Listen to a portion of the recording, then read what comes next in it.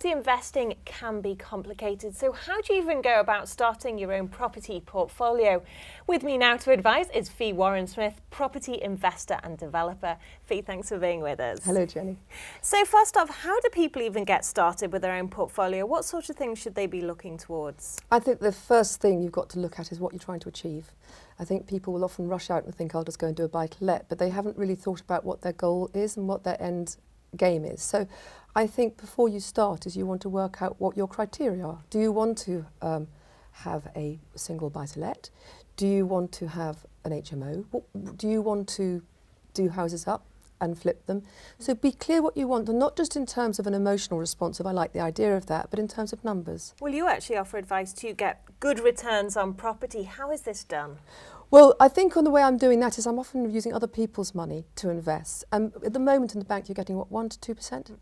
And I can offer a better return than that. So I only work with friends and family because it's very regulated, quite rightly so, because otherwise there'd be a lot of unscrupulous behaviour. But if you actually want to look at doing it more broadly, there's things like crowd property funding and peer-to-peer lending. So if you didn't actually want to personally go and buy a property and do it, there are other routes of investing in property, which means you can do it from your armchair.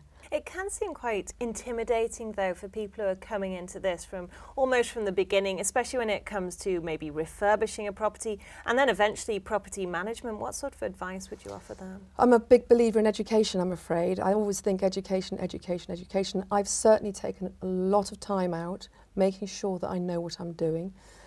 So that would be a starting point. But let's assume that you've got that and you know what you're doing. If you've never done a refurb before, and you've really never been in building before, I would recommend you had a project manager doing it for you.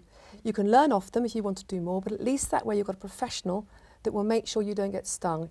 You often hear of stories where builders have been given money up front, they get halfway through the job and they don't finish it. So a very hands-on approach is probably best. But I want to take you back to education. As you said, there is so much information out there. So other than watching Property Panorama, of course, where do people even start to educate themselves? This is a business. This is a very complex, highly complicated business. You're dealing with complex finance, professionals. It's really complicated. There are loads of fantastic property courses.